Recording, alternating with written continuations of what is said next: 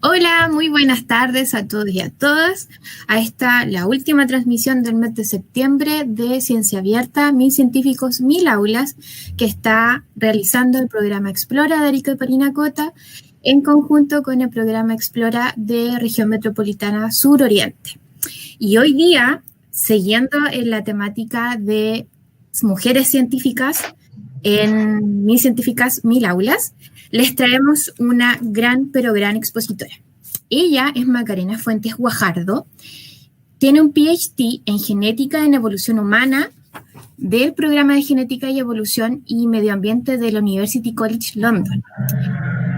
Actualmente ella es académica e investigadora del Departamento de Tecnología Médica de la Universidad de Tarapacá, de la Facultad de Ciencias, y su área de investigación se centra en la genética detrás de la apariencia física y enfermedades complejas para detectar variantes genéticas asociadas a diferentes rasgos humanos. Al inicio de su vida profesional, ella estuvo a cargo del Laboratorio de Genética Humana del Instituto de Alta Investigación de la Universidad de Tarapacá, donde realizó la planificación, la logística y el muestreo del Consorcio para el Análisis de la Diversidad y Evolución de América Latina, Candela, que esto fue un proyecto espectacular, que espero que Macarena nos va a comentar de eso el día de hoy. ¿Ok? Y este proyecto, que fue a nivel mundial, tuvo la participación de más de 2000 voluntarios aquí en la región de Arica, Parinacota y de Chile. ¿Ok? También contribuyó al proyecto de la genética de gemelos humanos en Cândido Godoy, Brasil, y Kerala, India, mediante la elaboración de protocolos y capacitación de equipos que realizaron el trabajo de campo para reclutar a voluntarios en Brasil y India. También les recuerdo de que tenemos una encuesta que se los voy a pegar luego acá en el link de YouTube, y al contestarla ustedes también podrán descargar su certificado de participación en esta charla. Y sin más presentación, yo le doy el gran pase a mi colega Macarena Fuentes, que estoy orgullosísima de presentar este día en 1000 científicos, 1000 aulas. Hola Macarena, ¿cómo estás? Hola Susana, muy bien, muchas gracias por la invitación. Estoy muy contenta de poder hablar sobre esto y contar cuáles han sido los resultados. Y además de transmitir lo entretenido que es para mí, por lo menos. Ojalá que eso se perciba en lo que les voy a contar ahora. Bueno, entonces, como Susana lo mencionó antes, yo voy a hablarles sobre cómo la historia de Latinoamérica afecta a nuestra apariencia física con una mirada desde la genética. O sea, lo que quiero contarles es que les voy a ir hablando sobre ciertos hechos históricos que quizá ustedes ya conocen o han escuchado, pero de la mano yo les voy a ir hablando sobre los estudios en genética que avalan estos hechos históricos. Entonces, el objetivo es relatar cómo hechos prehistóricos e históricos afectan a la composición genética de los latinoamericanos actuales, y esto a su vez se evidencia en la apariencia física. Probablemente yo voy a usar algunos términos que quizás no conozcan, por lo tanto voy a tratar de ir definiendo. En caso de que no sepan, que pueden preguntar, Susana me lo transmite o Susana también me puede preguntar directamente. Entonces, por ejemplo, vamos a hablar de las oleadas migratorias. Oleada significa cuando algo llega en gran cantidad en un momento. En este caso vamos a hablar de oleadas de gente, es decir, personas que vinieron hacia el continente americano. A eso yo me refiero con las oleadas migratorias. Entonces, vamos primero a hablar de la historia genética de los nativos americanos. Existen varias teorías sobre el poblamiento del continente americano, acerca del número de oleadas migratorias, la velocidad con la que este se llevó a cabo ocurrió,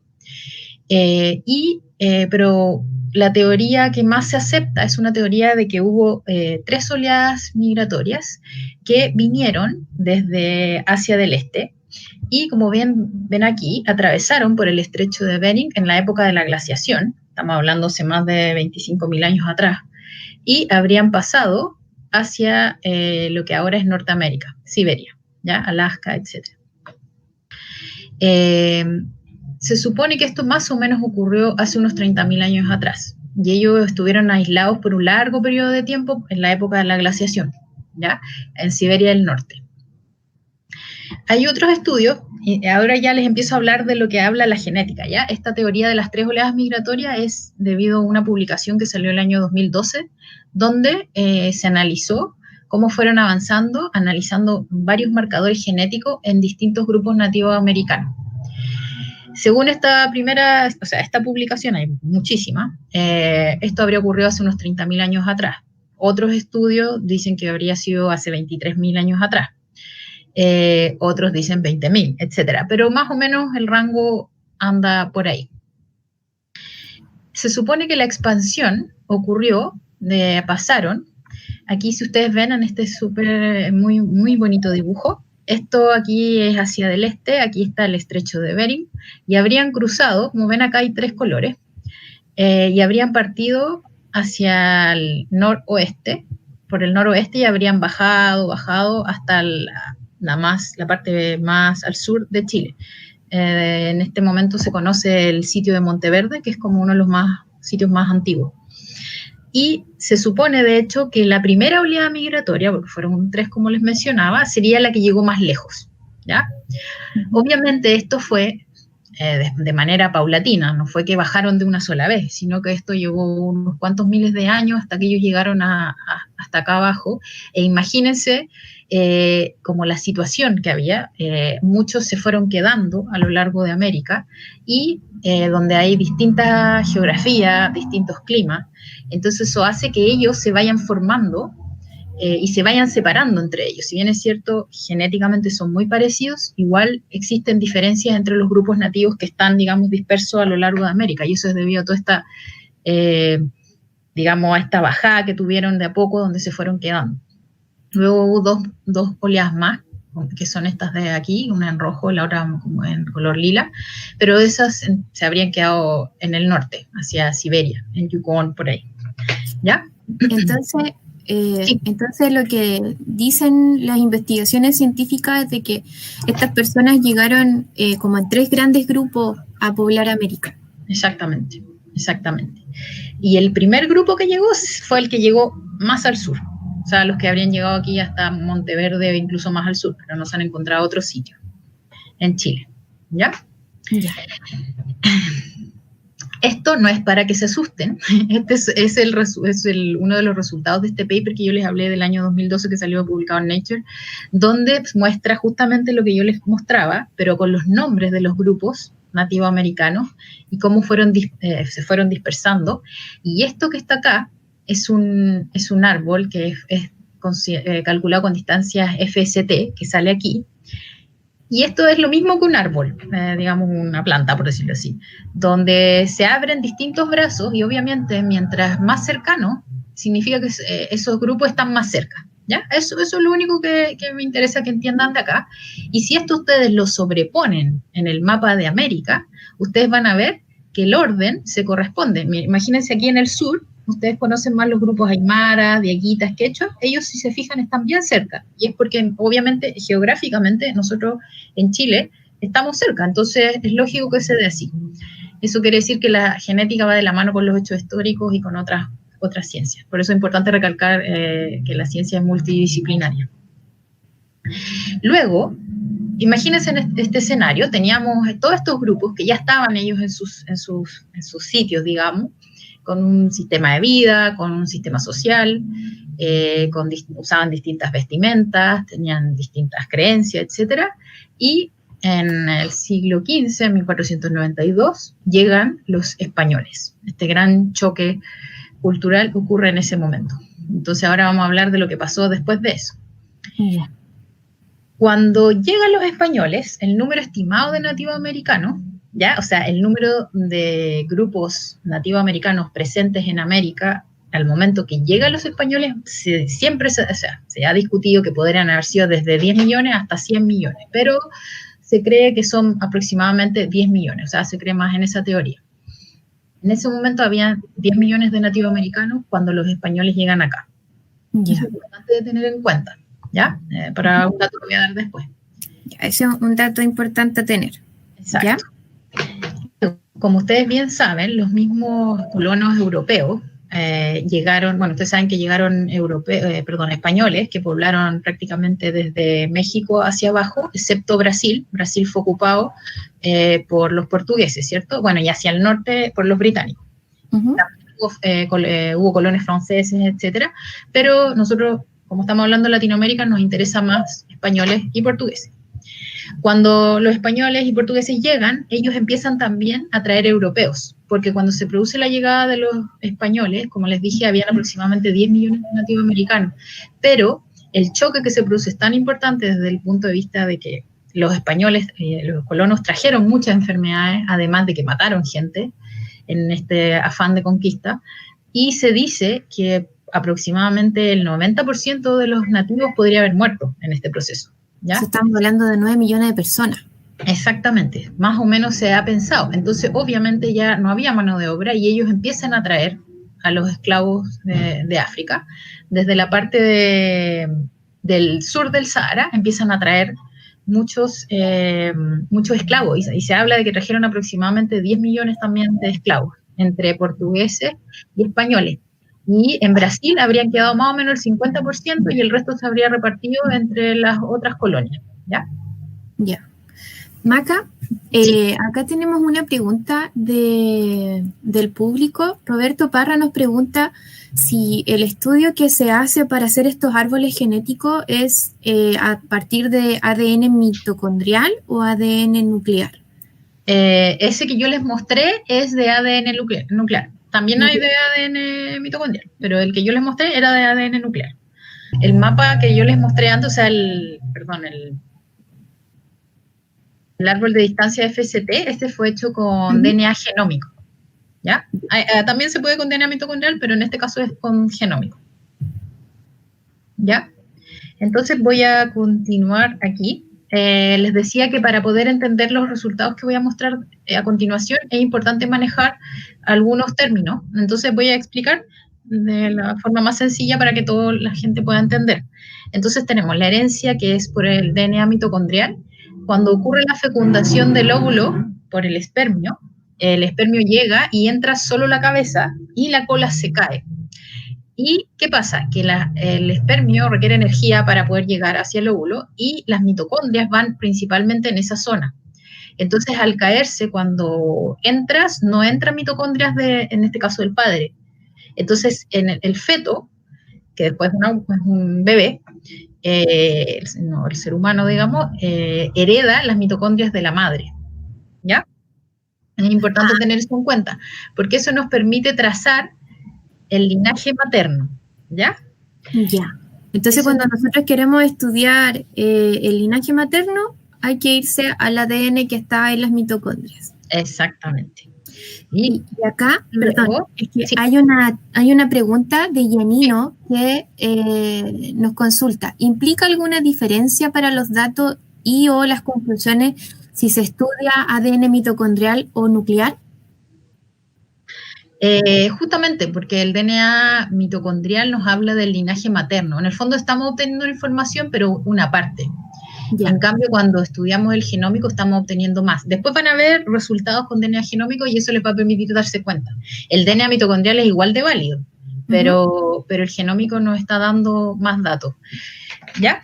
Entonces, tenemos, por otro lado, la determinación cromosómica del sexo en humanos. Como todos sabemos, nosotros tenemos 23 pares de cromosomas, ¿cierto?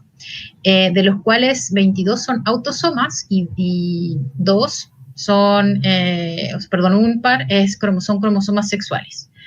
De esos tenemos X e Y. Si tenemos una mujer, serían 2 cromosomas X. Y si es hombre, sería X e Y. Quien entrega o define el sexo es el hombre, ¿cierto? Porque el hombre tiene un cromosoma X o un cromosoma Y. Y cuando él transmite su información en esos espermios, van a ir 23 cromosomas y uno de esos va a ser o un X o un Y. Entonces, si aporta con un Y, vamos a tener un hombre. Y si aporta con una X, vamos a tener una mujer. Por lo tanto, esto nos sirve para ver el linaje, paterno, ¿cierto? Ajá. Eso también es importante. Entonces tenemos estas dos formas, la herencia de DNA mitocondrial y la determinación cromosómica del sexo en humano.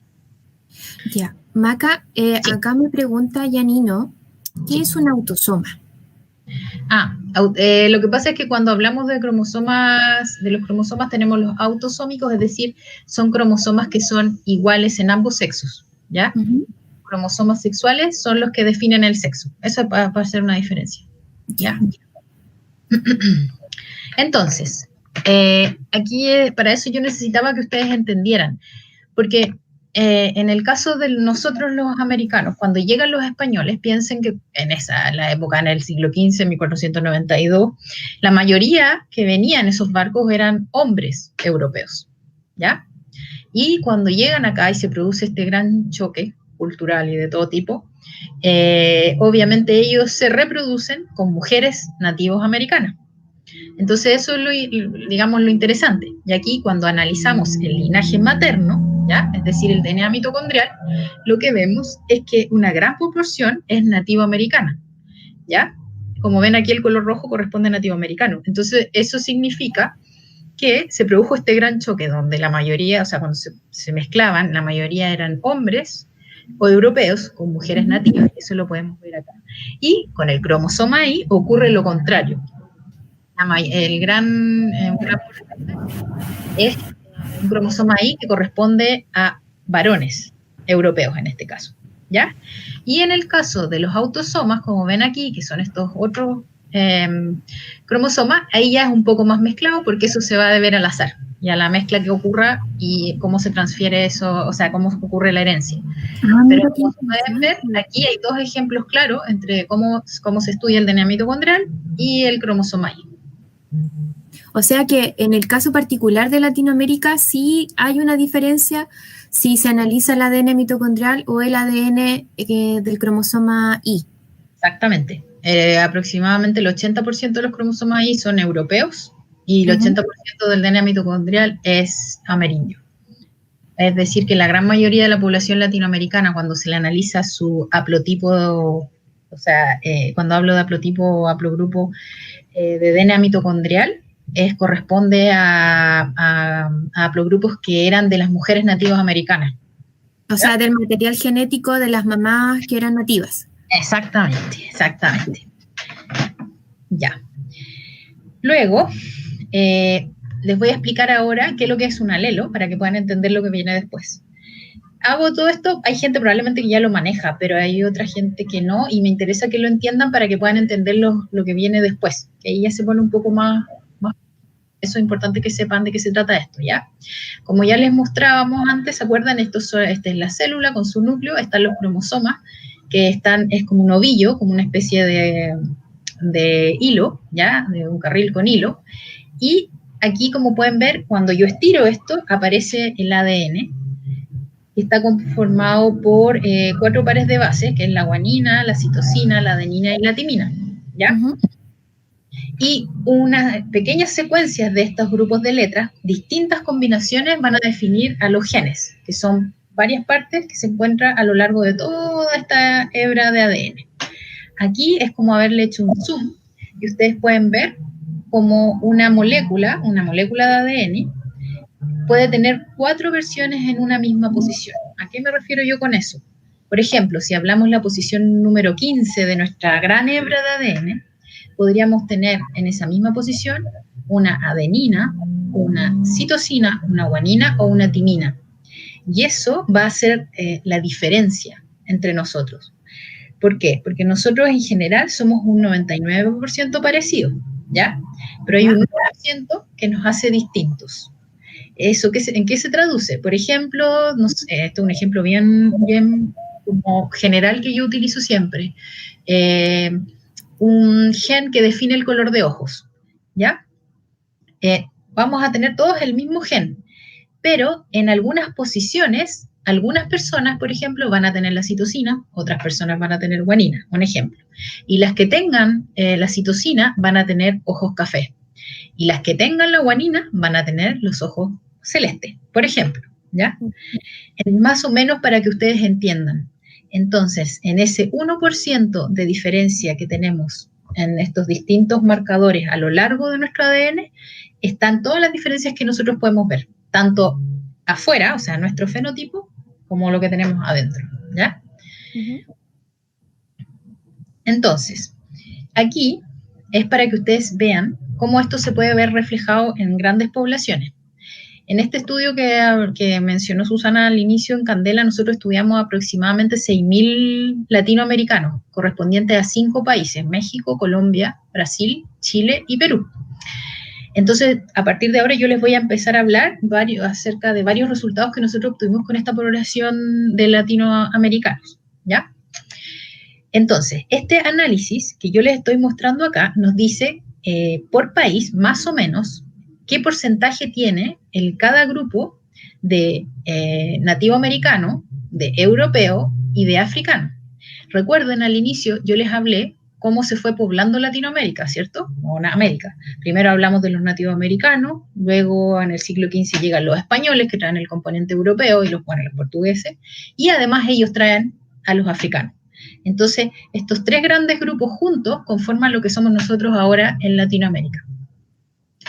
Si esto lo llevamos a la genética, nosotros somos pequeñas partes de cada uno de estos grupos, en mayor o menor proporción, dependiendo de nuestra historia individual, ¿cierto? Pero así como tenemos nuestra historia individual, está la historia del continente, y que se ve más o menos reflejada en estos datos. Por ejemplo, en el caso de Chile, vamos a hablar de Chile, que es lo que más nos importa, aquí ustedes tienen que más o menos un chileno típico, podríamos decir, tiene más o menos 49% de nativo americano, 46% de europeo y casi un 5% de africano, ¿ya? Eso es un chileno promedio, la gran mayoría. Decir que acá no llegó mucha población de África en ese tiempo que estaba todo el proceso de mestizaje. Claro, si tú comparas con otros países, no llegó, o sea, llegó, pero poco, y llegó sobre todo al norte. De hecho, llegaron hasta, si no me equivoco, no pasaron más allá del Maule, porque ellos no resistían bajas temperaturas, entonces no fue muy exitosa la traída de esclavos acá. Además, también hay que tener en cuenta que el virreinato estaba ubicado en Perú y nosotros éramos como el patio de atrás, o sea, no éramos muy importantes dentro de la historia porque aparentemente no teníamos mucha riqueza. Entonces, claro, era como castigo venir a Chile. Claro, una cosa así, entonces no, por eso que no hay tanta influencia. Y los que hay aquí más son hacia el norte. Aquí, de hecho, en Arica tenemos, hay una agrupación de afrodescendientes y llegan, como les decía, más o menos hasta ahí, hasta la sexta o un poco antes, ¿ya? Por ejemplo, en el Valle de la Concagua también se encuentra la traza genética de afrodescendientes. ¿Por qué? Porque cuando los traían por Buenos Aires, los pasaban por el paso por ahí y llegaban al Valle de la Concagua. Entonces ahí cuando uno ve las cifras de porcentajes de africanos, aumenta un poco, pero es una cosa muy leve, nunca se compara con lo que hay en Brasil o Colombia, por ejemplo, ¿ya? Pero igual es interesante ver cómo la genética te ayuda a corroborar lo que te dice la historia. Sí, de hecho es muy entretenido porque a veces uno ve el resultado y a veces uno no tiene por qué saberlo todo en historia. A mí me pasó que encontraba cosas y yo decía, oye, esto es como muy curioso. Y yo iba a buscar la historia y ahí encontraba, por ejemplo, esto que les decía de que en el Valle de la Concagua, ahí yo me fijé que en esa región había un aumento que era sobre el promedio del chileno, me refiero al porcentaje africano. Entonces yo empecé a averiguar y claro, encontré que se los traían por ese paso y llegaban al Valle de la Concagua. Entonces ahí probablemente muchos se quedaron y se mezclaron y dejaron su marca. Entonces es súper, muy entretenido y muy interesante. Ya. Ahora, les voy a explicar qué son los haplotipos, ¿ya? Ahora aquí, miren, si se fijan, tenemos lo que hablamos antes. Tenemos una mamá nativa americana y un padre español, europeo, ¿ya? Recuerden que nosotros somos un producto de ambos y cada uno de ellos va a aportar con un cromosoma. Es decir, por ejemplo, nosotros vamos a tener 2 cromosomas, uno va a corresponder al que aporta la madre y otro al que aporta el padre. Y así con los 23 pares de cromosomas. Al final, cuando se producen los gametos, es decir, el óvulo y el espermio, vamos a tener un óvulo y un espermio que va a ser haploide, ¿cierto? No va a llevar los 23 pares de cromosomas, sino que va a llevar solo 23 cromosomas. O sea, de los 46 que debería ser completo, van a ser solamente 23. Claro, porque al momento de producirse la fecundación, nuevamente vamos a tener los 46, donde una mitad fue aportada por el padre y la otra mitad por la madre, ¿ya? Perfecto.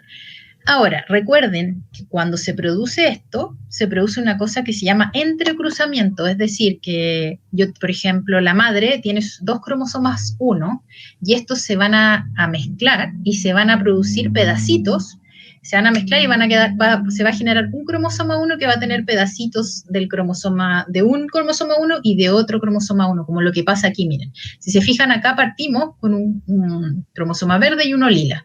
Y luego empieza a producirse esto, donde se empiezan a entrecruzar y comparten pedazos. Entonces, al final, yo voy a tener dos cromosomas que se van a separar en 2 células diferentes, pero una se va a llevar una parte del cromosoma 1 que le aportó el padre y la otra parte va a ser de la madre, por ejemplo. Y lo mismo va a pasar con el otro cromosoma.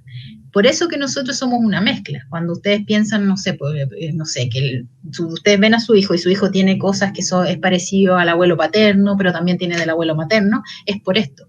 Porque nosotros cargamos la información de ambos padres y al momento de traspasarla, se mezcla y se genera un solo cromosoma con pedacitos de cada uno y eso se traspasa. A eso se le llama haplotipo, ¿ya? Entonces, obviamente en términos bien simples.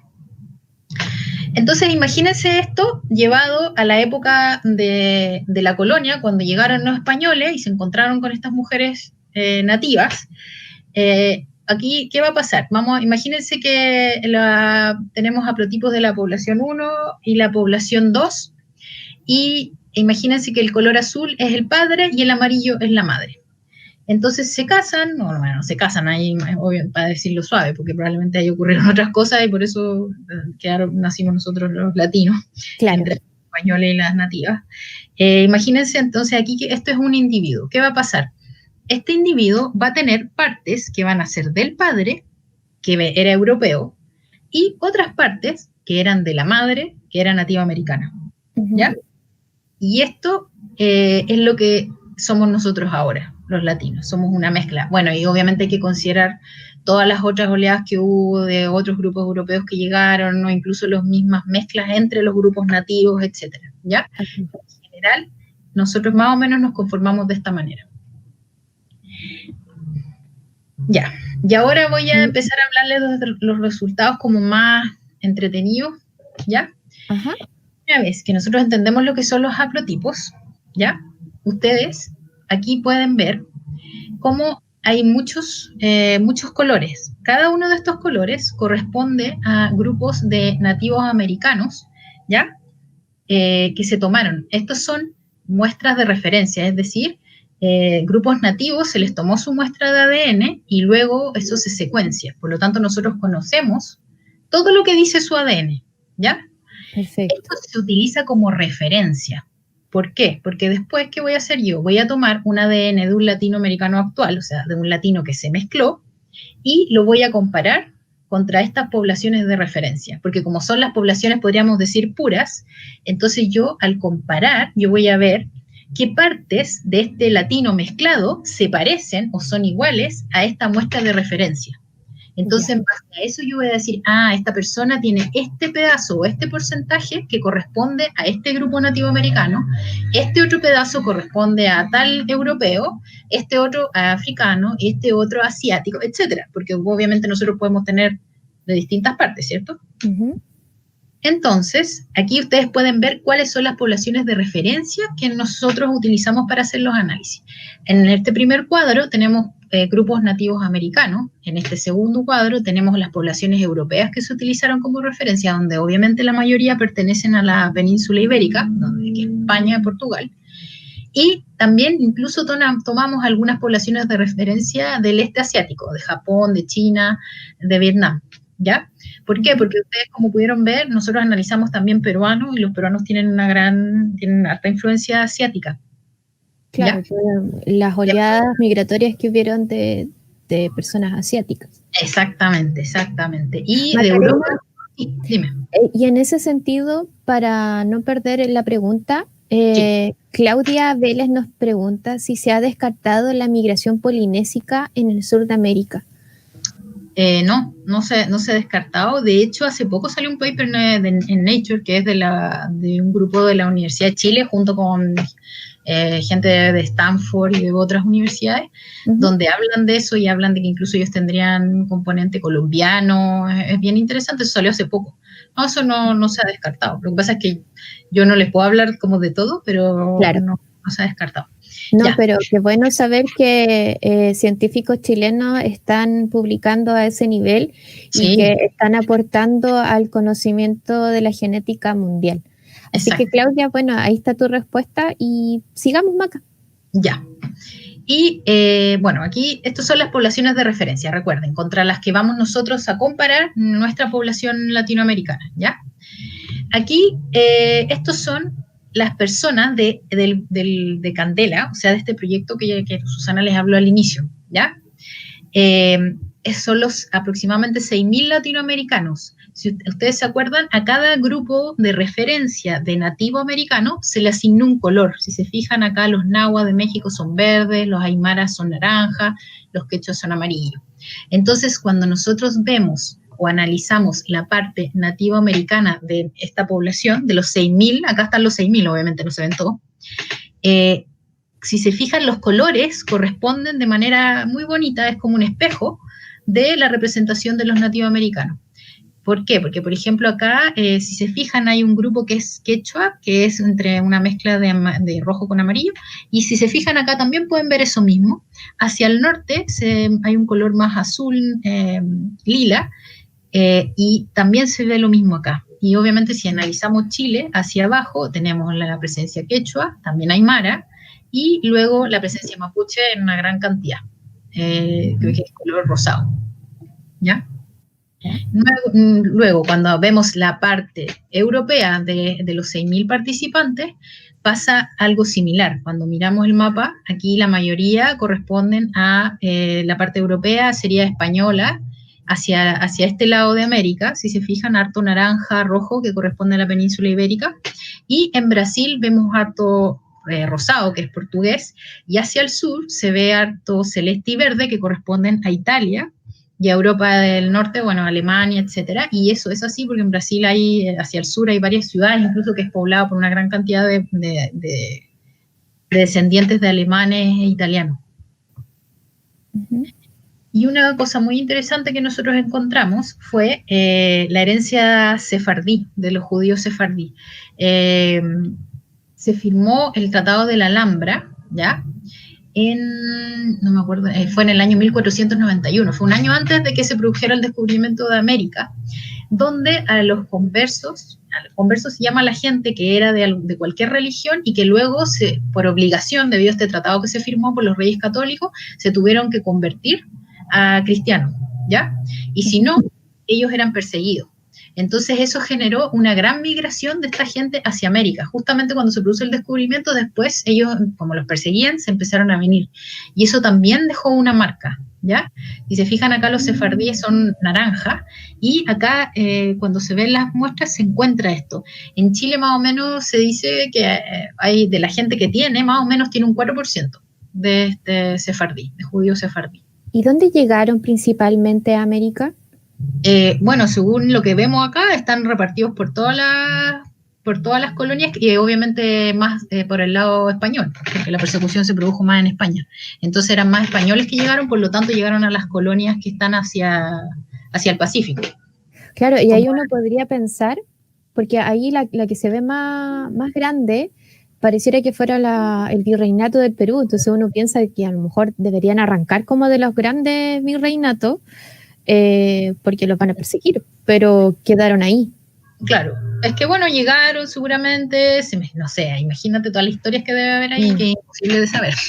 Y aquí, claro. Si tú estás también acá en Colombia, pues, donde también en Colombia era el otro, hacia el norte, otro lugar donde llegaban muchísimo, y justamente también puede ser por eso, o sea, porque llegaban ahí, bueno, se quedaban y no se movían mucho.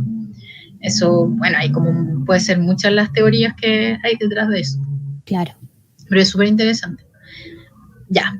Y bueno, acá hay algo más cercano, donde estos son la gente que participó en estos estudios. El jefe de todo el proyecto es Andrés, que él es de Colombia, Víctor es de México, Camilo es de Colombia también, Cayo es de Brasil, bueno, yo chilena, y Javier es peruano. Y súper entretenido porque también se da muy parecido. Por ejemplo, yo tengo un porcentaje más o menos grande que es verde, que corresponde a mapuche. Es decir, mi parte nativo americana es mapuche. Ajá. Y el resto está repartido entre España, Portugal, porque bueno, por cercanía nos parecemos, y un poco de italiano, que yo también sé, porque yo tengo mi bisabuelo que es italiano. Entonces, todo esto está muy bien correlacionado con la historia personal. Y eso también avala como la historia que estamos viendo a nivel latinoamericana, que la genética lo avala, ¿cierto? Y los hechos históricos. Entonces, ¿para qué? Me voy a apurar un poco.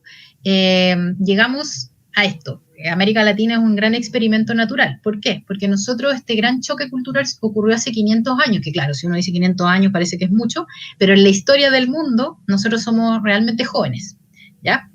Entonces, las mezclas que han ocurrido no es tanto como lo que ha ocurrido en la historia de Europa. O sea, la gente de Europa tiene una historia hacia atrás y una cantidad de mezcla bastante importante. En cambio, nosotros, los latinos, es una historia más reciente. Por lo tanto, ¿se acuerdan esos pedacitos que son los haplotipos que yo les hablaba? Son más grandes porque se han partido menos, porque como no hemos mezclado menos, hay menos eventos, por lo tanto, nuestros pedazos que tenemos, ya sea de africano, o de nativo americano, de europeo, o de otro grupo, son más grandes, lo que los hace más fácil de detectar. Y también nos hace como que seamos más extremos. ¿Qué significa eso? Que, por ejemplo, la frecuencia de un alelo, ¿se acuerdan lo que yo les decía que era el alelo y que eran estas 3 letras? Son más extremas, ¿ya? Es decir, podemos encontrar una alta frecuencia de un alelo que da, por ejemplo, para el color de pelo oscuro, ¿ya? Y también, por ejemplo, gente que tiene un gran componente europeo va a tener un alelo que le da para el color más claro. Entonces, al tener estos extremos, para la parte estadística, eso nos ayuda a poder detectar algunos genes que pudieran estar asociados a ciertos rasgos, ya sea físicos o enfermedades o de otro tipo, ¿ya? Esa parte no sé si está... Claro, porque si se imaginan, nosotros tenemos estos pedazos, entonces ya, yo tengo un pedazo que más o menos grande de europeo, otro pedazo más o menos grande de nativo, y así otra persona puede tener lo mismo, entonces vamos a presentar extremos. En cambio, cuando yo ya estoy muy mezclado, tengo un pedacito chico de uno, un pedacito chico del otro, y así, ¿ya? Nosotros, muy interesante para el mundo de la ciencia, digamos, en genética. Entonces, gracias a esto, nosotros hicimos bastante análisis con distintos rasgos físicos, ¿ya? Por ejemplo, la forma de la oreja, algunos rasgos del color de pelo, de la forma del pelo, rasgos faciales, color de la piel, etc. Y eso es lo que yo les voy a hablar. Yo les explico. Esto. Aquí, por ejemplo, tenemos el resultado de unos análisis que hicimos observando las orejas de las 6.000 personas que analizamos. Le observamos varias de las características de la oreja, por ejemplo, el lóbulo. A ver, espérate, antes de que sigas avanzando. ¿Le sacaron fotografía a 6.000 personas? Sí, pues. Sí, cuando se tomaban las muestras, se tomaba la muestra de sangre, de la cual sacábamos ADN, y además se tomaban fotografías, se llenaba una encuesta, era más o menos importante. ¡Wow! Es un trabajo gigante. Sí, pues gigante de varios años. Entonces, luego, con esa foto, porque la gente cuando me acuerdo les tomaba la muestra, yo les decía, bueno, pero además yo le tengo que sacar foto, y como que no entendían mucho, entonces yo les explicaba que era justamente para poder analizar estos rasgos.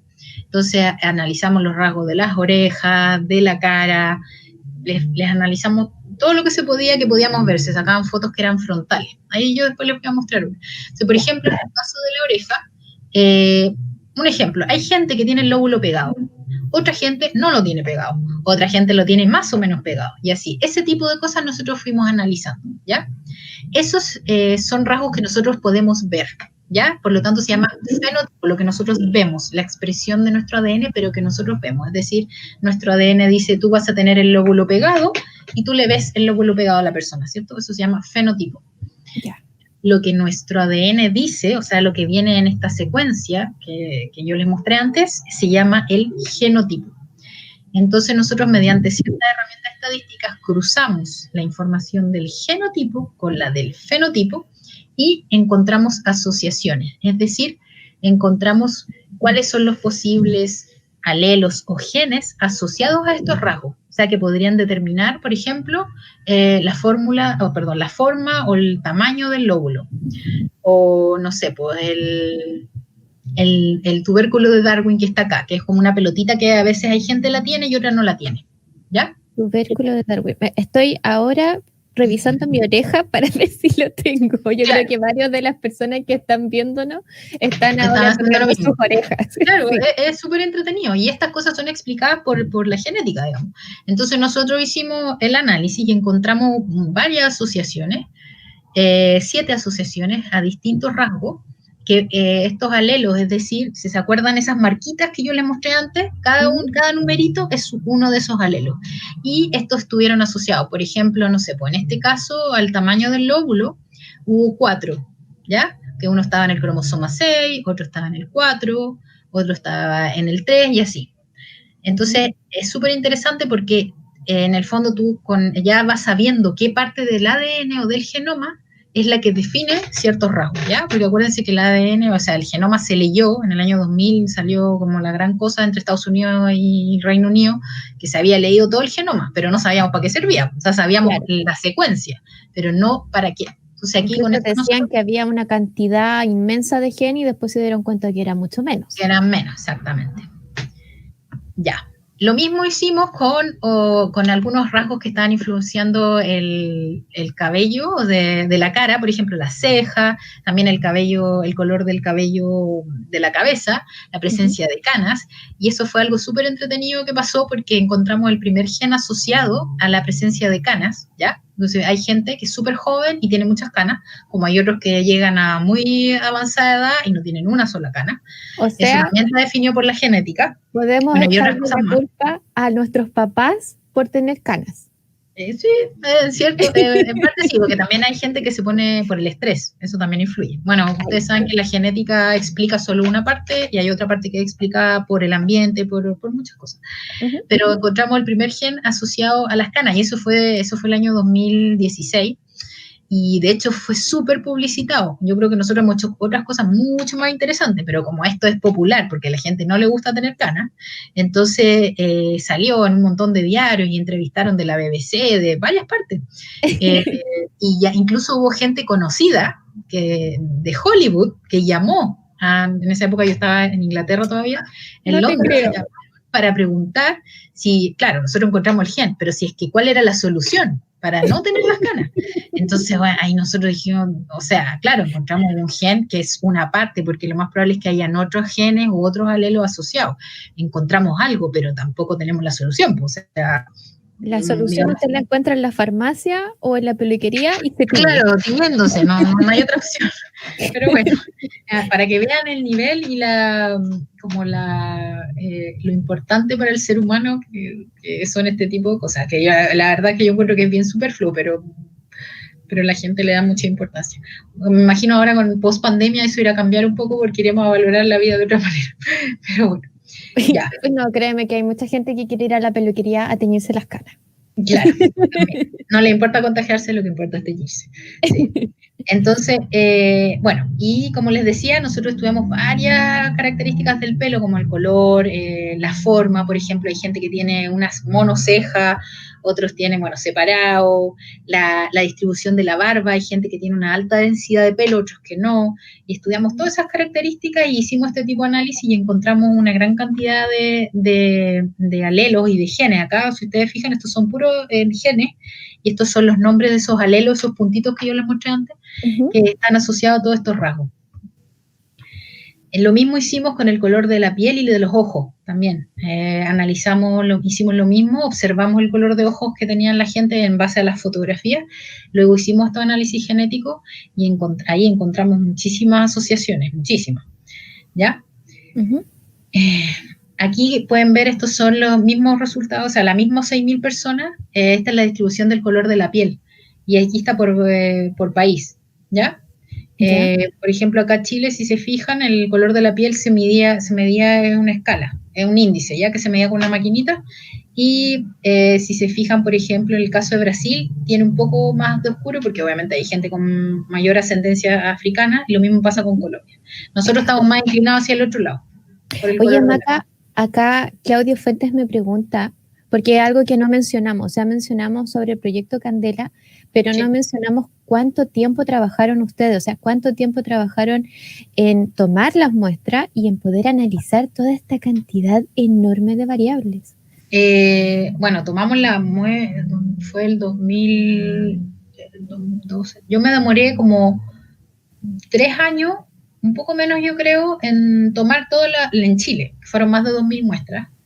Y luego yo me fui a hacer mi doctorado a Inglaterra para analizar esos datos, porque yo consideraba que si estábamos obteniendo información acá en Chile, eso tenía que ser analizado por alguien de acá, y esa era una de las motivaciones que yo tenía. Y después mi doctorado fueron 4 años, un poco más de 4 años, y durante todo ese tiempo estuvimos analizando. Obviamente éramos varios estudiantes en paralelo, haciendo distintos análisis, más el postdoc del grupo, bueno, y obviamente el jefe del grupo, pero esto partió el 2011, ya vamos a cumplir 10 años desde que se inició este proyecto, y todavía se están haciendo análisis de variables, todavía se están saliendo, y de hecho están saliendo publicaciones, etc. Es que son una cantidad impresionante de información. La base de datos es un lujo, la verdad. Wow. Así que, Claudio, ahí tienes tu respuesta, 10 años y contando. Sí, y contando. Aquí pueden ver también como los colores de ojos que se analizaron y la distribución, ¿ya? En Brasil se ve que hay un color celeste, porque allá se tomaron muchas muestras del sur de Brasil, justamente de esta gente que era descendiente de alemanes, de italianos, entonces por eso se ve más color, y lo mismo pasa con el color de pelo, si se fijan. Hay una correlación entre el color de pelo claro con los ojos claros. Claro. Ya. Algo súper entretenido e interesante, yo considero, es que, por ejemplo, cuando observamos la radiación ultravioleta, ¿cierto? Nosotros, por ejemplo, vivimos en Arica, por aquí, si lo miramos, no miento, esto es África, nosotros estamos para el otro lado, aquí no está América, pero nosotros estamos en la zona del centro, se podría decir, del mundo, casi cerca del Ecuador, por lo tanto hay una gran radiación que llega, ¿cierto? Entonces, esto es importante, porque cuando tú hablas de las personas y de cómo ellos se han ido adaptando a las regiones geográficas donde están, obviamente, como yo les explicaba, la genética explica solo una parte, hay otra parte que es explicada por el ambiente, por muchas otras cosas. En este caso, la radiación influye mucho, ¿cierto? Entonces, no es lo mismo ser una persona, por ejemplo, de piel oscura, de piel muy oscura, y vivir en zonas cálidas, que ser una persona blanca y vivir en zonas cálidas. Porque obviamente una persona blanca se va a quemar mucho más, una persona de piel oscura tiene una mejor tolerancia, y eso tiene que ver con la adaptación. ¿Por qué? Porque la vitamina D influye, ¿cierto? Tiene que ver con la melanina, con todo este proceso. Por lo tanto, cuando las personas viven en zonas extremas del mundo, por ejemplo los nórdicos, ellos son muy blancos, ¿cierto? Esto es porque necesitan que la luz solar, la poca luz que haya, penetre, para que ayude la conjugación de la vitamina D. En cambio, personas que viven en zonas donde llega mucho sol, no necesitan eso, más bien necesitan protección. Por eso hay hay una gran cantidad de melanina, etcétera. Entonces ahí tenemos la gente que tiene un color de piel mucho más oscura.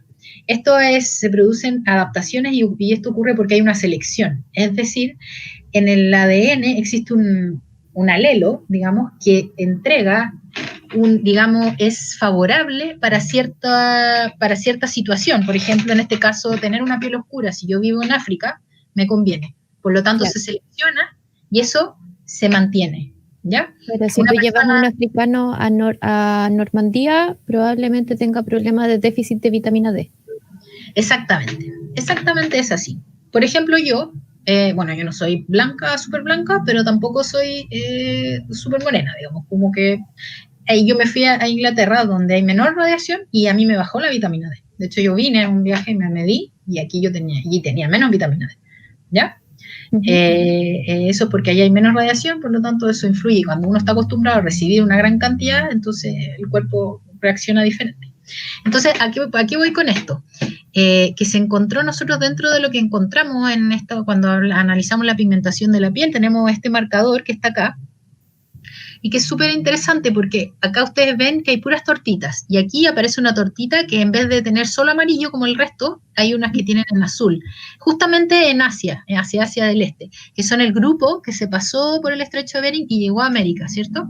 ¿Ya? Entonces, ¿qué pasó aquí? Aquí, al parecer, se produjo una selección, es decir, cambió este alelo y se fijó, o sea, no se fijó, pero se empezó a darse en una mayor proporción porque era ventajoso Es como dominante. sobre el otro, exactamente. Entonces, cuando ellos pasaron, lo trajeron, ¿ya? Y eso nosotros lo detectamos en nuestra población latinoamericana, ¿ya? Entonces aquí, como ustedes pueden ver, por ejemplo, en el caso de los siberianos, cuando vemos la media de la radiación ultravioleta que se recibe, los siberianos tienen en una mayor proporción el alelo nuevo, por decir así, que apareció acá, ¿ya? Y ellos están hacia este lado, si se fijan, entonces, y las personas del este asiático están como al medio, y los del sur este asiático, que casi no lo tienen, están más hacia abajo. Entonces, hay una mayor frecuencia en estas zonas donde hay una menor radiación ultravioleta. Y si se fijan, el alelo que estaba en poblaciones más antiguas, por decirlo así, que vendría a ser, por ejemplo, los del sureste asiático, donde está el alelo antiguo, se encuentran hacia el lado donde hay una mayor radiación ultravioleta, ¿ya? Eso es interesante. ¿Y nosotros por qué lo detectamos? Porque como nosotros venimos de esa zona, o bueno, nuestra parte nativa, entonces la población latina lo tiene y se puede detectar. Claro, de la tercera oleada que hablabas al inicio de la charla. Claro, exactamente. Oye, Macarena, y acá nos consultan, Sí. ¿quién te inspiró a seguir con estos estudios doctorales? Si trabajaste con el doctor Rothhammer. Sí, yo trabajé con el doctor Rothhammer y ahí tuve mis primeros acercamientos con la genetista de poblaciones de año, de hecho es Premio Nacional de Ciencia, y él... sí, se podría decir que fue inspiración, pero él se dedica más a otras cosas. Él ve más la parte de los aymaras, como del poblamiento, esa parte ve él.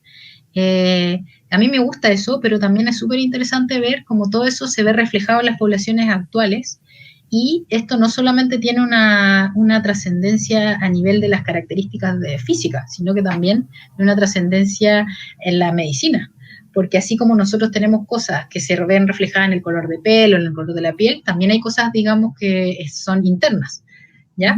Que tienen que ver con ciertas enfermedades a las que podemos ser susceptibles por el hecho de que descendemos de una cierta población, por ejemplo, ¿ya?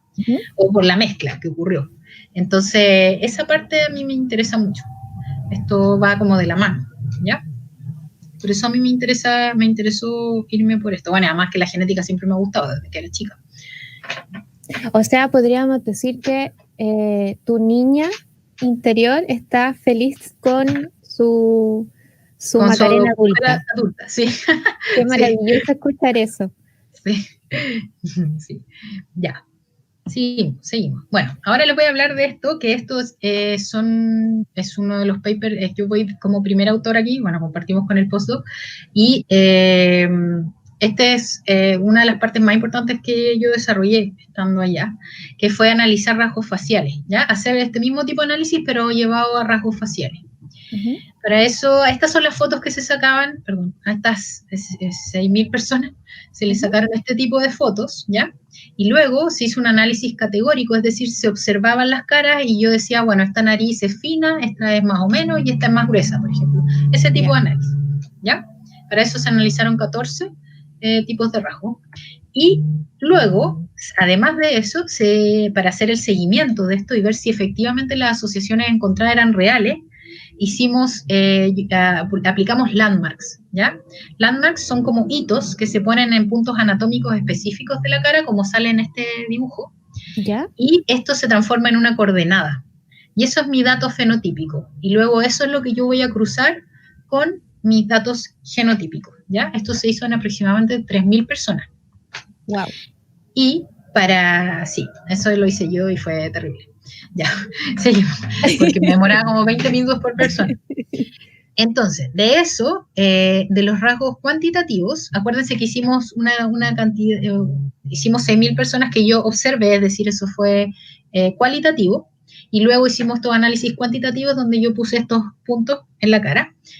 Y mediante los dos métodos encontramos los mismos genes asociados. E incluso por el análisis cuantitativo, mediante estos puntos, que es mucho más informativo, obviamente, desde el punto de vista estadístico, encontramos algunos genes más. Pero eso significa que la primera que se hizo estuvo bien hecho, ¿ya? Y con esto se corrobora. Entonces es muy probable que efectivamente estos alelos o estos genes estén asociados a los rasgos de la cara que yo les voy a mencionar, ¿ya? Entonces, por ejemplo, el primero que encontramos fue en la inclinación de la columela, o digamos la nariz respingada que uno habla. Hay gente que la va a tener más respingada, otra gente va a tener la punta hacia abajo, otras la van a tener más recta. Entonces nosotros encontramos un alelo que estaría asociado a esto.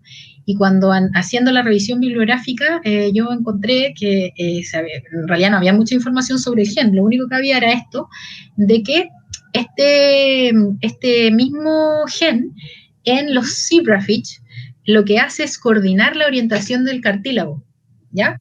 En los peces, en estos peces. Ya. Entonces, claro, no es exacto, los peces cebra, exactamente. Obviamente estos peces no tienen la nariz como nosotros, etcétera, pero es sumamente interesante de que este gen haga, digamos, coordine u oriente el cartílago, porque aquí la punta de la nariz es solo cartílago, ¿cierto? Claro. Y la inclinación de la columela va a depender de la orientación de este cartílago. Entonces, es súper interesante que haya dado como lo mismo, ¿ya? El gen homólogo, digamos, es decir, el mismo gen en esta especie, haya dado lo mismo. Qué interesante. Luego, el ancho de la nariz, encontramos otro alelo asociado, el ancho de la nariz, el puente de la nariz, y lo encontramos en este gen RUNX2, que está sobrelapado con este otro. Son dos genes que están así juntos uno arriba del otro. ¿Ya? Y estos son súper interesantes porque estos genes estarían asociados a la maduración, es decir, al paso del osteoblasto al osteocito, ¿ya? O sea, cuando las células de los huesos pasan de ser células inmaduras a células maduras. ¿Ya? Claro, porque esa parte es, justo esa parte de la nariz. Esa parte, claro, están los huesos propios de la nariz en esa parte, entonces esa parte ya es dura, ese es hueso. Claro. Y además de eso, hay un estudio en perros donde este mismo gen, mientras más repeticiones hay de la secuencia de ese gen, más larga es el cráneo del perro. ¿Ya? Entonces un pug debería tener menos cantidad de esos genes. Exactamente. Entonces, ¿qué pasa? Que al ver tú que se está repitiendo el mismo gen en distintos animales o especies, eso ya te da una señal, o sea, de que efectivamente esto está haciendo algo, porque es importante, ¿cierto? Luego, el ancho de la nariz, también encontramos otro gen, dos genes aquí, que estaría asociado al ancho de la nariz, y este gen estaría participando en la maduración de las células del cartílago, ¿ya? O sea, células inmaduras de cartílago pasan a ser células maduras debido a la acción de este gen. Además de que, por ejemplo, algunos, cuando hay mutaciones, es decir, que hay secuencias anómalas en este gen, se generan anormalidades craneofaciales, ¿ya? Generalmente cuando hay síndrome y cosas así, cuando hay problemas con este gen, que es el mismo que nosotros encontramos asociado al ancho de la nariz, las personas tienen la cabeza más amorfa, hay ese tipo de problemas, ¿ya? Y finalmente tenemos la protrusión del mentón, que esto también es muy interesante, porque aquí lo que encontramos es que hay un alelo que habría sido seleccionado en la población del este asiático. Si se fijan, acá está el mapita, el mismo mapita que mostramos antes, pero este sería otro alelo en otro gen, donde si se fijan, de la mitad hacia la derecha, ya las tortitas son todas amarillas, ¿cierto? Eso significa que el alelo nuevo, la versión nueva, se generó en esta población, se fijó, y luego cuando ellos vinieron hacia acá, hacia América, la trajeron. ¿Ya? Claro. Y eso quedó en nosotros, en nuestra población. Este alelo es súper importante porque se seleccionó, en el mundo de la genética es súper conocido este alelo, ¿ya? Y lo que nosotros encontramos es que las personas que tenían este alelo nuevo, por decirlo así, tendían a tener el mentón, o sea, la pera, menos protruido, o sea, más hacia adentro. ¿Por qué puse la foto de ella? Ella es una modelo, de hecho. Ella tiene esta enfermedad, que es displasia ectodermal hipohidrótica. Ella tiene una mutación, es decir, tiene una anomalía acá en este gen. Y por lo mismo, si ustedes se fijan, ella tiene un mentón protruido, casi pelada prácticamente, porque este alelo también está asociado al pelo. Por ejemplo, Este es el alelo que hace que los chinos tengan el pelo tieso. Ya. Entonces, se fijan, los chinos, todos tienen el pelo muy liso, extremadamente liso y tieso, ¿cierto? Y como esto lo trajeron, acá, si ustedes ven la gente, por ejemplo, si una persona que tiene un componente aymara importante, lo más probable es que va a tener el pelo de esa manera, muy tieso. Y es porque tienen el alelo que venía de los asiáticos y pasó, y quedó en los grupos nativos, ¿ya? Y lo mismo sucede con el mentón. ¿Ya? La gente que tiene este alelo tendría el mentón más aplastado. Si ustedes piensan en las caras de los asiáticos, ellos tienen las caras como que les hubieran pegado un tablazo, ¿cierto? Ya. Y finalmente, para terminar, lo que nosotros hicimos con todos estos datos fenotípicos, es decir, todas estas observaciones, fue ver si había alguna asociación entre esto y la ancestría, ¿ya? Que se acuerdan que al principio yo les mostré cómo nosotros calculábamos la ancestría de estas 6.000 personas. Entonces nosotros cruzamos todos estos datos fenotípicos con la ancestría de esta gente y encontramos que habían varias asociaciones bien interesantes, como por ejemplo, en la parte, digamos, europea de la gente, encontramos que las personas del noroeste de Europa, o digamos los latinos que tenían un poco de herencia del noroeste de Europa, tienen un color de piel, de ojos y de cabello más claros que las personas que tienen herencia europea española, por ejemplo, ¿ya?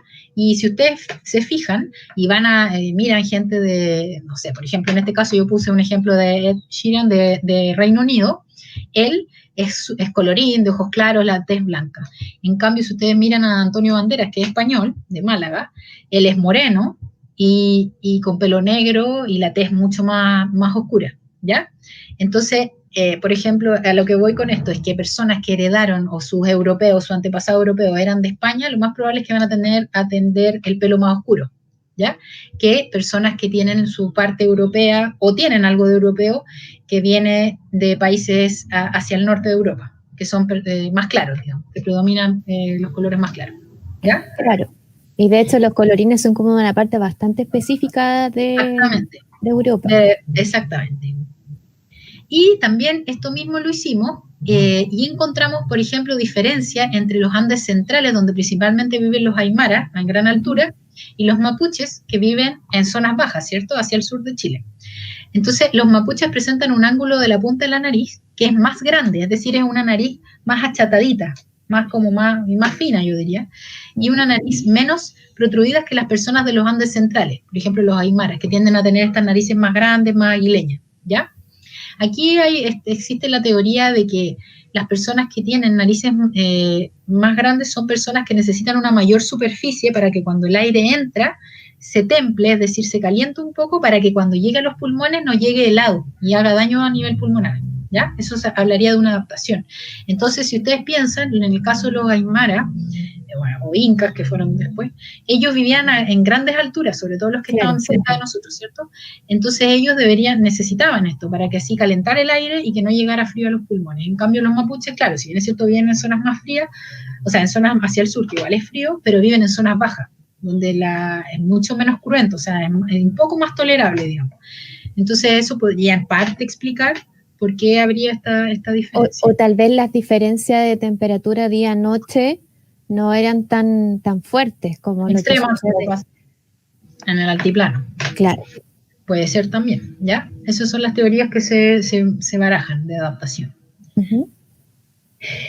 En conclusión, nosotros con este trabajo lo que hemos buscado es responder a cuestiones relevantes de la investigación de la antropológica, biológica y médica, y de esta manera contribuir a una mejor comprensión de América Latina, en este caso desde la perspectiva de los rasgos físicos, pero como les decía, esto se puede aplicar a muchas otras cosas, incluidas enfermedades, y de eso es lo que yo finalmente les quiero hablar es de eso. ¿Por qué? Porque es un análisis muy parecido al que se usó en este proyecto Candela y en otros proyectos que incluso que se han llevado a cabo acá en Chile. Vamos a aplicar en este estudio genético, ¿ya? Que es para personas que hayan tenido COVID, porque la idea es ver, así como yo les mostré, qué alelos o qué genes pudieran ser responsables de la forma de la nariz, del color de pelo, etcétera.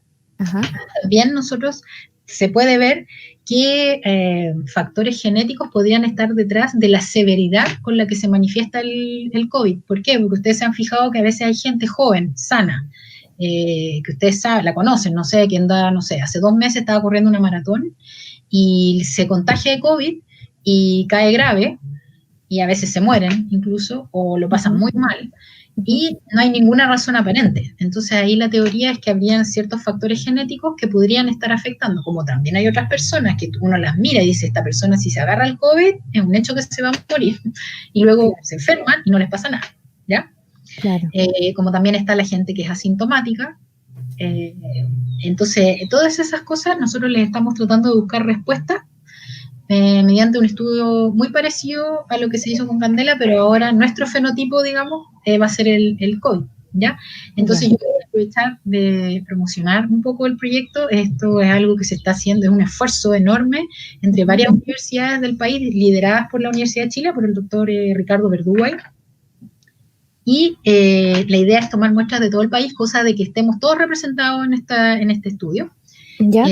Para eso solo deben escribir a este link que está aquí, covid19-info@chilegenómico.cl, y ahí los va a derivar a una pequeña encuestita y van donde les van a pedir sus datos. Entonces, si ustedes tuvieron COVID y quieren contribuir con la ciencia, realmente se los agradeceríamos mucho, y además una de las cosas que se les va a entregar al final es un informe de ancestría. Así como yo les expliqué al inicio cómo nos formamos y todo, y les mostré, ¿se acuerdan esos resultados? Por ejemplo, de mi resultado, de cuánto mapuche yo tenía, de cuánto europeo yo tenía, etcétera. Eso mismo se les va a enviar a cada una de estas, a cada uno de los participantes. Se les va a enviar un informe de ancestría en retribución a su contribución.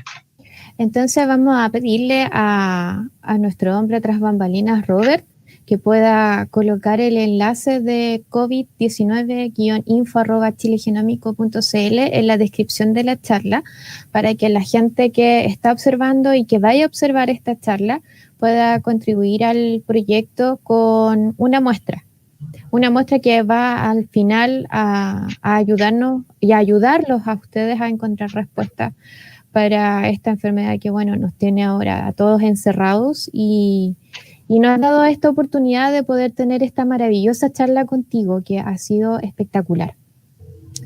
Tengo ahí unos mensajes internos que dicen que son fans tuyos. Tiene nuevos fans, Macarena. Qué bueno, qué bueno. Yo feliz de contar sobre lo que hago porque me apasiona, y la verdad que ha sido muy agradable poder explicar esto. Probablemente habrá gente que entiende más, y bueno, pero la idea es que todos logren entender, porque esto es algo que nos corresponde a todos. Todos tenemos una ancestría, todos tenemos una historia. Entonces es súper interesante que la gente lo entienda, desde también de la perspectiva genética, ¿ya? Y acercarlo también a todos. Sí, por supuesto que sí. De hecho, esa es una de los grandes objetivos de Ciencia Abierta, que es poder entregar a hacer este puente entre ustedes, científicos, y las personas, para que vean que no es tan lejano la ciencia y que es sencillo. O sea, no es sencillo, pero sí podemos entenderlo y podemos aprender más sobre nosotros. Sí, exactamente. Definitivamente. Y ser más conscientes también de nosotros, de lo que somos y de lo que nos rodea. Sí, de hecho, también fue súper interesante ver cómo ciertos genes que los tienen los perros, que tienen este modelo de pez cebra, que se ocupa mucho en genética y en biología para poder estudiar, tienen genes que se parecen o que son homólogos, que actúan de igual manera con genes de nosotros. Y también eso es interesante ver cómo ustedes llegaron a esa conclusión, y ver que participan de una manera similar en estos organismos que son distintos. Sí, súper. La verdad que es bien apasionante. Bueno, no sé, es que viene muy de cerca porque a mí me encanta esto, pero sí, es muy entretenido y me da mucho gusto poder contar, de verdad. Me agradezco mucho la invitación. Sí, no, y a nosotros agradecemos mucho que te hayas dado este espacio. Sabemos que tu agenda es súper ocupada, y te agradezco todas las explicaciones que nos diste. Voy a saludar a las personas que estuvieron hoy día con nosotros aquí, que está Iván Pulgar saludando y dando muchos aplausos. A Valesca Verdugo también, que dice que es una excelente charla. Yanino, que se declara fan tuyo. También un saludo a nuestra directora, Mónica Navarrete, que también está viendo la charla. Y bueno, repetimos la información, que a todas las personas que estén observando esta charla y que vayan a observar esta charla en el futuro y que hayan tenido COVID y quieran dar su granito de arena a la ciencia, Macarena junto a otros científicos están analizando su genoma para poder responder preguntas por qué a algunas personas les afecta más o les afecta menos el COVID. Así que repetimos la información, envíen un mail a covid19-info@chilegenómico.cl. Esta información va a estar en la descripción de la charla para que puedan aportar con esto. Y bueno, Maca, no me queda más que agradecerte e invitarte a ti e invitar a todos nuestro público a la próxima charla, que va a ser el martes 6 de octubre. Adivina quién va a estar. Te voy a decir quién es. Es André Montoya. Él es doctor en biología molecular y celular. Seguimos con la biología acá tomando ciencia abierta. Y bueno, él aparte de ser doctor en biología molecular, celular y de neurociencias, él es artista visual de murales y body paint. Aparte es director de vinculación científica de la Fundación Arte más Ciencia Chile. Y nos va a hablar sobre exploración grafitera, biología de criaturas mentales. Así que esa charla va a estar bien interesante de ver cómo mezclamos la ciencia y el arte. Así que quedan todos cordialmente invitados y bueno, podríamos quedarnos toda la tarde hablando sobre genómica, pero Macarena tiene cosas que hacer y todos tenemos cosas que hacer. Así que nos despedimos, les damos las gracias y les voy a pegar también. Recuerden que tenemos una encuesta que esperamos que nos puedan ayudar respondiéndola y cuando la respondan van a tener la opción de poder descargar su certificado de participación de esta charla súper entretenida que nos dio Macarena. Y Maca, tienes las puertas abiertas de Explora Arica Parinacota y Región Metropolitana Suroriente para volver a dar estas charlas magistrales que nos hacen acercarnos a nuestro genoma. Sí, muchas gracias. Felicio, otra vez, participaría. Muchas gracias. Así que bueno, nos despedimos y nos vemos el próximo martes. Chao. Chao.